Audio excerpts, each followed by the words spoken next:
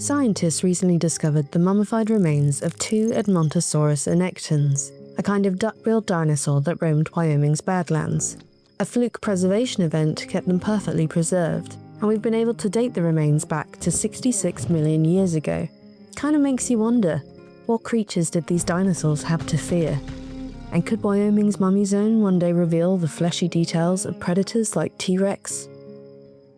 Scientists recently designated this region of Wyoming as a dinosaur mummy zone, owing to the number of incredible dinosaur mummies that have been found in a series of ravines.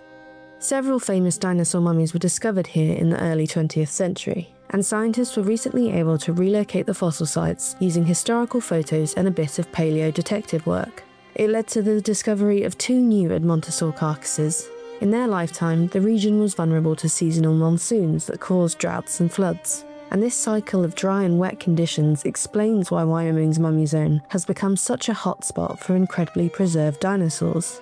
Each mummy found to date was surrounded by a continuous layer of sediment that rapidly buried the body, preserving fine details like hooves and scales due to a preserving process called clay templating. It involves an animal being buried, creating a thin clay mask no more than 1/100th of an inch thick.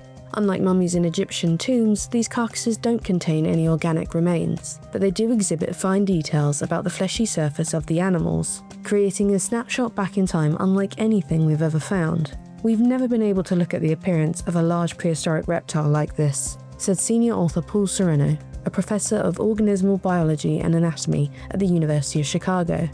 It's the first time we've had a complete fleshed-out view of a large dinosaur that we can feel really confident about.